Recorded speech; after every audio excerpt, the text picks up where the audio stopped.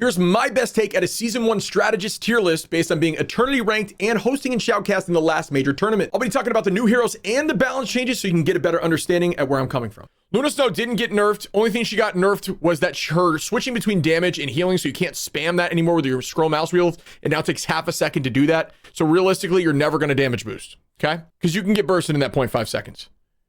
She is still going to be the best support by far. They didn't nerf anything else. By far, best support. No doubt in my mind. Second, with actually a pretty sizable nerf, I still think is really good because of, not only because of the Guardians team up, which also didn't get touched in this patch. Mantis, she now is going to be significantly slower, which is going to hinder her offensive ability, but she still has an insane kit and does a ton of damage and empowers people across their team. Damage boosting your team is, and having a defensive ultimate with her heal, counters things like Psylocke. So just these two are still the best support. In third, Loki. Loki honestly may be, actually I'm going to do this now. Now that Mantis got that little speed debuff and it's like half her speed. So she is going to be significantly worse. Loki didn't get touched. His crystals are still the best ability in the game. Copying Luna Snow's ultimate or Mantis's ultimate. You saw it in the tournament. Loki hard carried that W. Loki won the tournament for them, for the mutants, in my opinion. Loki was absolutely disgusting.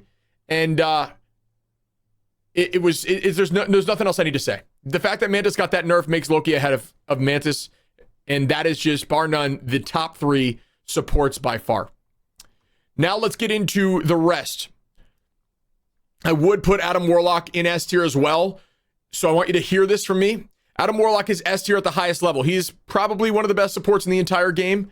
It's just that he has such a high skill ceiling and understanding.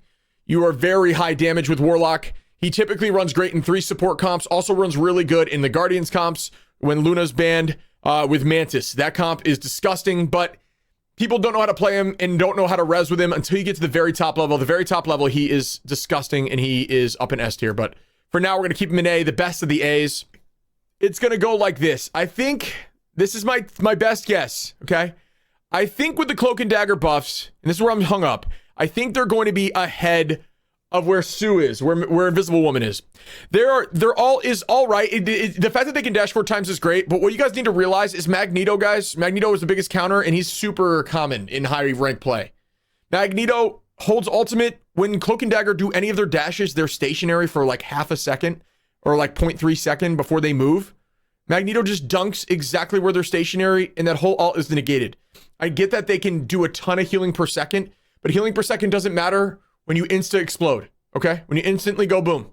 And that's what Magneto does to Cloak and Dagger. It's a massive counter. Magneto is always going to hold his ult for that or for Punisher. Granted, if you have a Punisher, it can take away for where that's not always going to be available.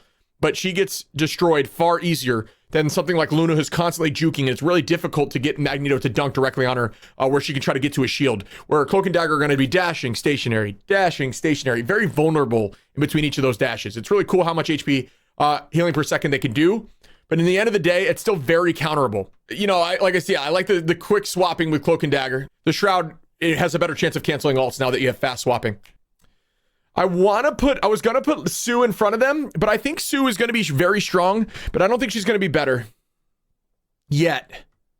Just because her healing range is pretty minimal, you got to be in harm's way. She's a huge skill ceiling and does some decent damage. She has some push, has a pull, which is cool for certain comps. So I'm curious to see where she's going to land, but in my opinion, she's going to be after that in the bottom of the A tier is where I've got her right now. They may change that. Her range for her throw and pull back on her auto just isn't that much, but it is really bursty heals.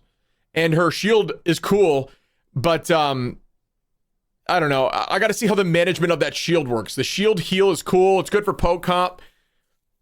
And it's cool how it can go on people in the sky and stuff. You can really just lock it on anybody. So it's good healing for that aspect. And gives them some time. Like, it's cool to like see what they could do with Storm in the future with that. But I still think she's up there. In the B tier, I'm going to throw Rocket. Rocket is going to get people pissed. I do like how they increased his heals, so we'll have to see what that looks like. Maybe he'll sneak into A. But Rocket, guys, never got a single bit of play in any of the top tournament play. Not at all. He enables Punisher, which is good. Punisher is going to be really good this season, so we may see that be the reason why he moves up later on as well. But like, this is my best guess, and we're going to see what changes later on in the season. If anything, Rocket moves up because of the Punisher buffs that are coming to his shoddy for dive, anti-dive. Rocket's healing is just not great. His res is not great at the high level. They just find it and break it. And his ultimate is not defensive. So if you don't have a defensive ultimate like the top 3 do, you can't counter things like Psylocke. You just immediately explode and you're down a support. Like Rocket's healing slow. His res gets found out super easily once people understand that. And if you don't have a hard carry Punisher, there's really no point to running Rocket. That's my take. Honest take. Brutal take. Just the fact of the matter. Jeff got a little nerf with his AoE of his ultimate. Healing buff is cool and all. Honestly, like his healing is over double Rocket's with the laser. With his laser healing, but the nerf to his ult, which is by far his best kit, which makes it so that people can like get sucked in by your ultimate even when they're outside of the range, that's no longer the case. So having him be worse off getting that ultimate makes him even worse. Loki and S is wild. Absolutely not wild. Won them the tournament for the PC tournament.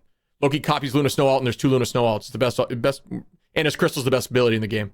He's honestly close to being the best support in the game. Does Sue's healing auto aim? No. That's why I put her at the end of A. All right, that's my take for support.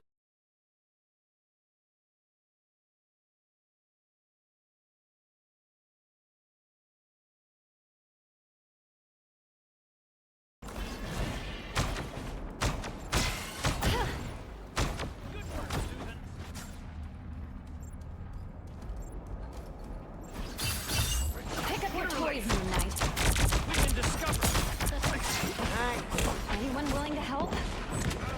Clear the way! That's much better. I got you covered. That should limit Moon Knight's power. Disappear!